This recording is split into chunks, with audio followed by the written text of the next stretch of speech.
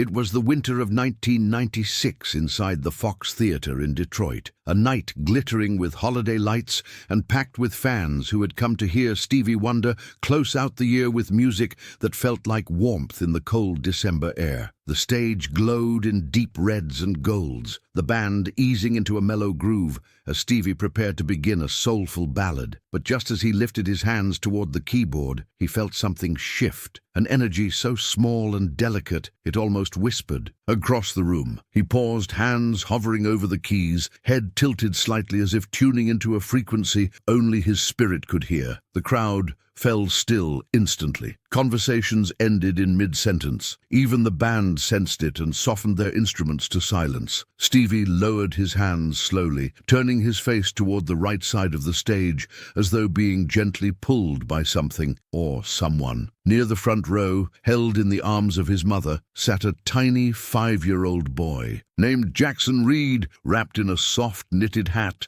and a hospital bracelet that peeked from under the sleeve of his sweater. His body was small, fragile, and exhausted, but his eyes, wide, shimmering, fierce, were locked onto Stevie with the unwavering focus of a child who knew time differently than everyone around him. Jackson had been diagnosed with a rare terminal illness just months earlier.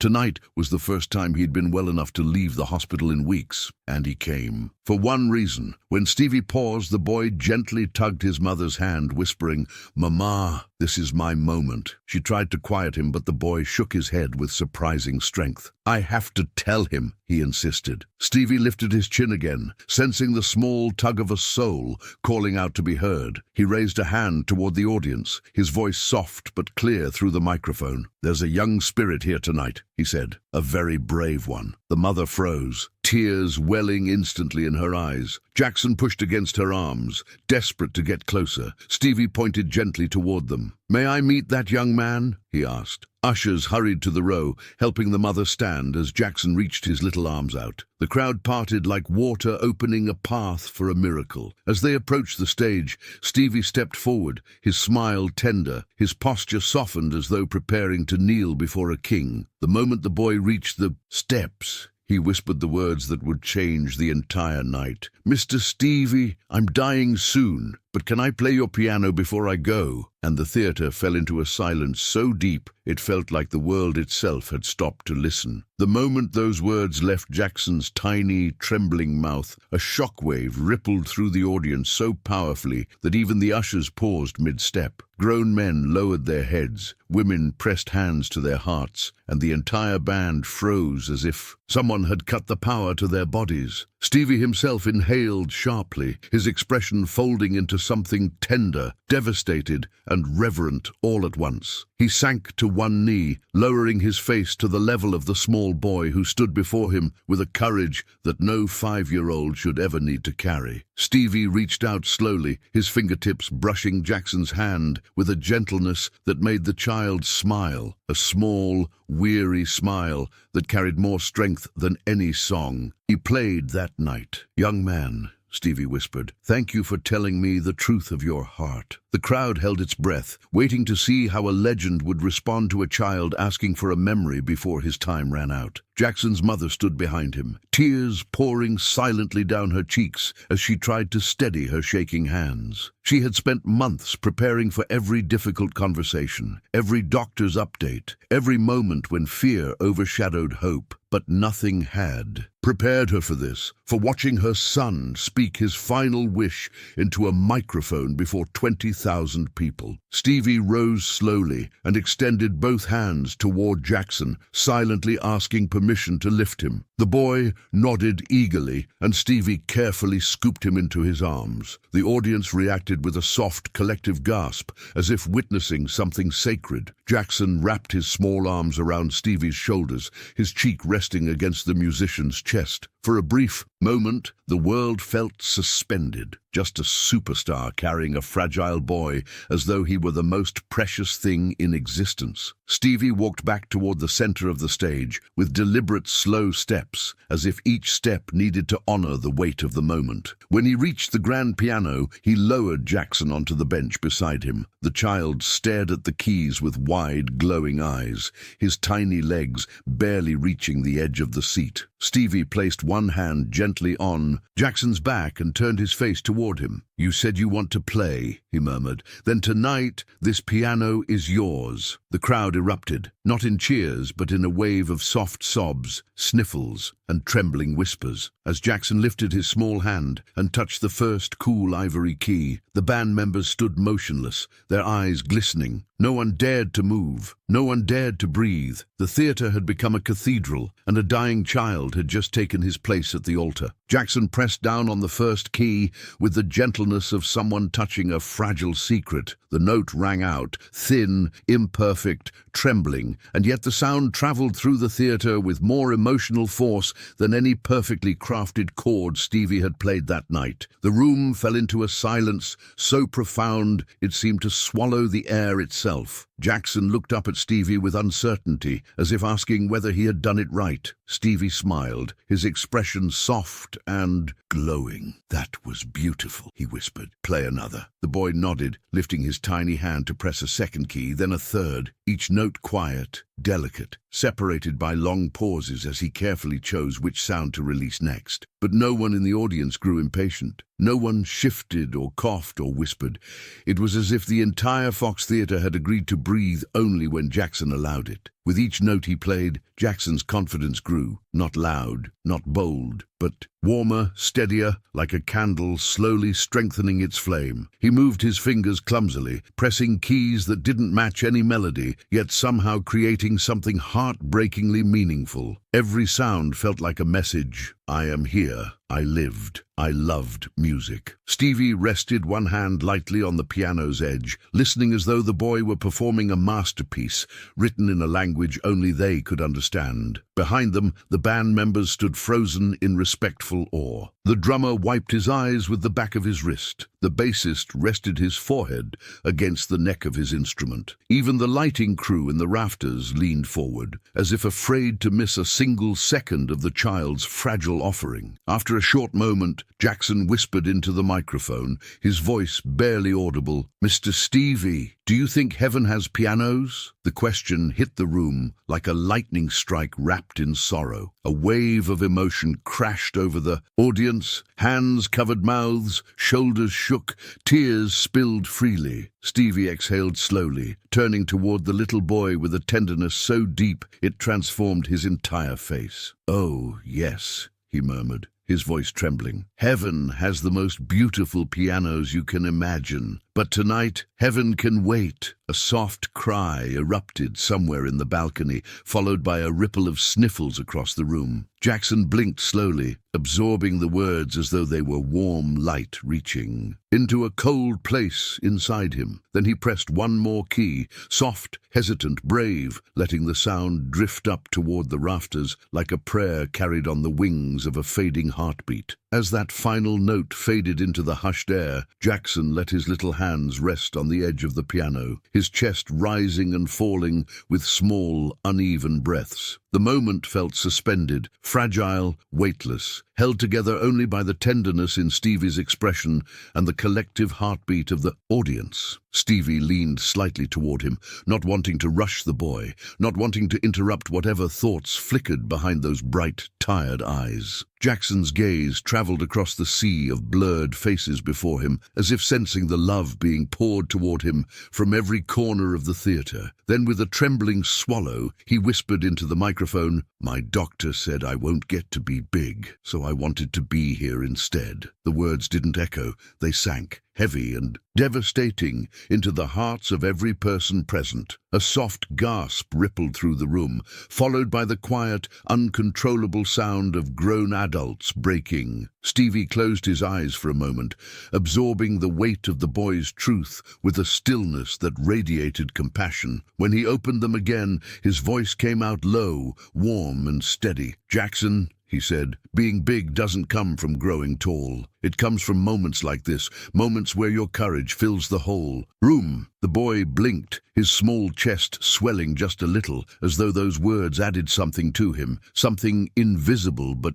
powerful. Stevie then carefully slid his fingers across the keys, playing a soft, delicate chord that wrapped itself around the child's notes like an embrace. It wasn't a duet. It wasn't a performance. It was a conversation made of sound, one shared by a legend who had carried the weight of the world through music, and a little boy who had only a short time left to create echoes of his own. The audience leaned closer, tears sliding down faces in silent streams, unable to look away. Stevie turned his face toward Jackson and asked gently, "Would you like to play one more with me?" Jackson nodded, his tiny hand reaching out with a trembling excitement that almost broke the room again. Stevie pressed a soft chord, and Jackson followed, pressing a random key that landed off to the side, creating a strange but somehow perfect harmony. The audience didn't laugh. They didn't cringe. They smiled, through tears, through trembling lips, because they knew they were watching something pure. Stevie matched the boy's note with one of his own, creating a small, improvised melody that wrapped around Jackson's hesitant sound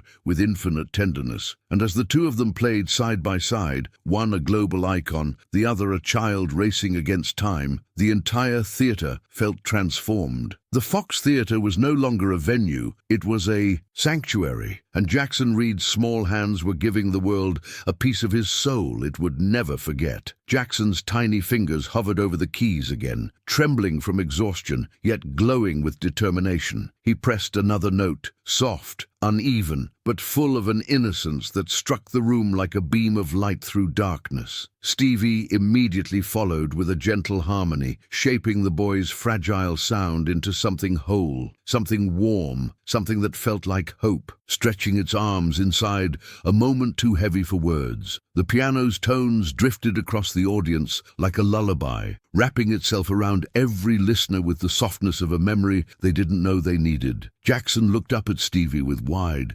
grateful eyes, as if feeling the support holding him from the inside out. The boy whispered, "It sounds like your heart is talking to me." Stevie's breath caught, his smile trembling with emotion. "That's because it is, little man," he said softly. "And right now it's saying, you're already a miracle." The boy's mother stood just off stage, her hand pressed over her mouth, her shoulders shaking as she tried to contain the emotion breaking through her. She had watched her son endure treatments, surgeries, nights filled with fear, days filled with uncertainty, yet nothing had weakened him like the thought of leaving this world without leaving behind something beautiful. Now, watching him beside Stevie Wonder, creating a tiny, imperfect melody on a stage, drenched in light, she felt something she hadn't felt in months: peace. The nurses who had helped sneak Jackson out of the hospital for this night were in the audience too, wiping tears from their eyes as they saw him glowing in a way that no medicine had ever managed to make him glow. Jackson's breathing grew slightly heavier, his little shoulders rising and falling in short, uneven waves. But he didn't stop. He didn't want to. He pressed another key,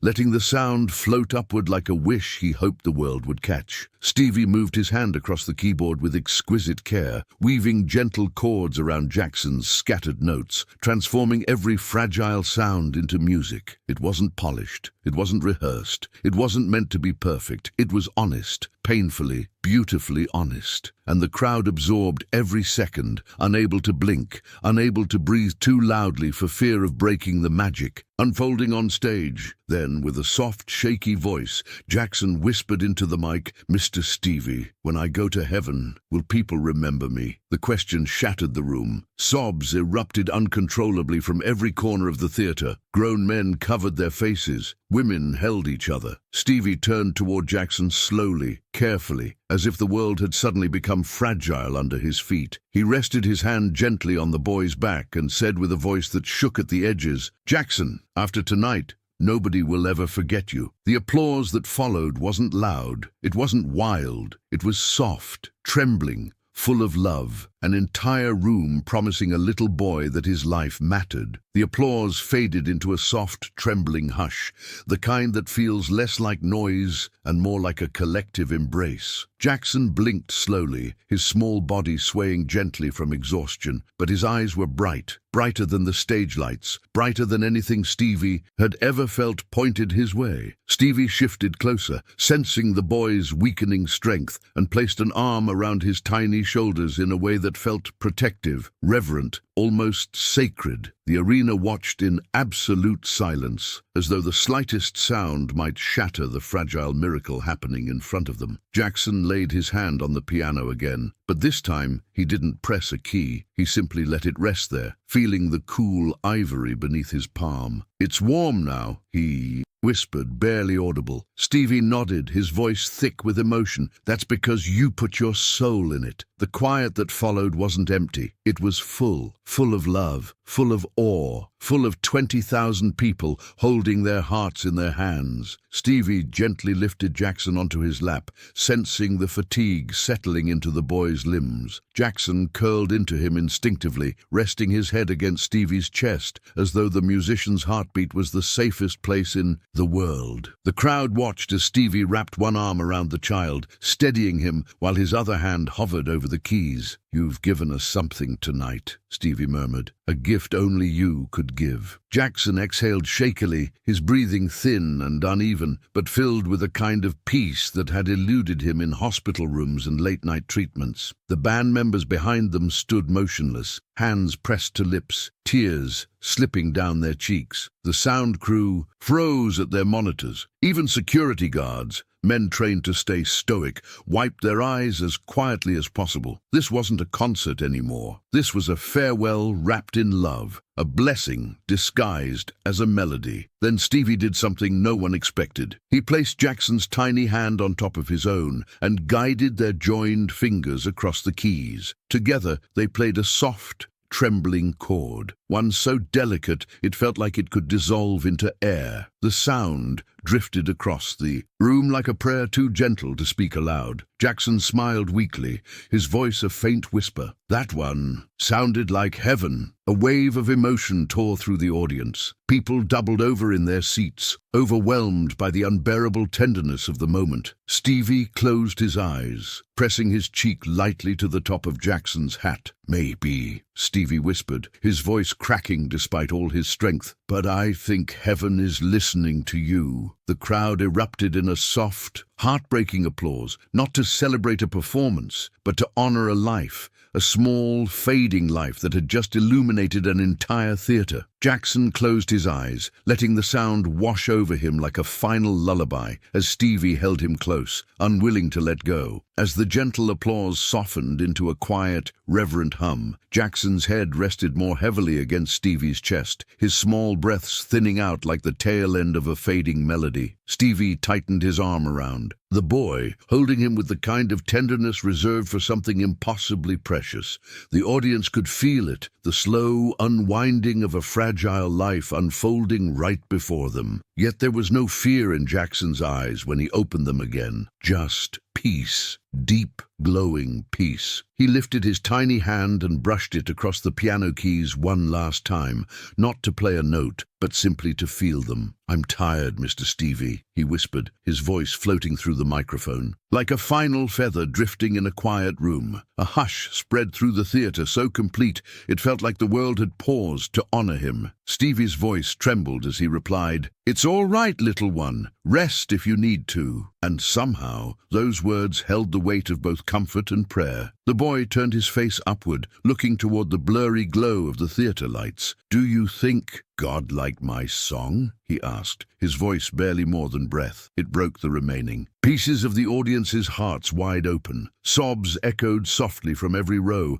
people covering their mouths, clutching strangers' hands, holding their loved ones a little closer. Stevie closed his eyes, fighting his own tears as he leaned in close. "Jackson," he said, voice cracking with each syllable, "God heard every note you ever played, even the ones you were too scared to let out, and tonight you played the most beautiful one of all." Jackson exhaled a small, contented sigh. the kind children make when sleep finally overtakes fear. The crowd watched in breathless silence, knowing they were witnessing something more profound than any performance, the quiet courage of a child facing the unthinkable with grace. Stevie rose slowly from the piano bench, cradling Jackson in his arms, as delicately as if he were made of glass. The boy's mother stepped forward, trembling, as Stevie placed her son gently into her embrace. The crowd rose to their feet without prompting, not in loud applause, but in a standing ovation of pure love, a wave of warmth meant to hold the little boy in the final moments of his strength. Jackson opened his eyes once more, looking out at the thousands of silhouettes standing for him. A tiny smile tugged at the corner of his lips. "I did it," he whispered, and the room broke completely. Stevie pressed a kiss to the top of Jackson's hat, his voice soft and full of reverence. "Yes, you did, Jackson, and the world will remember." As mother and son made their way off stage, the audience remained standing, unmoving,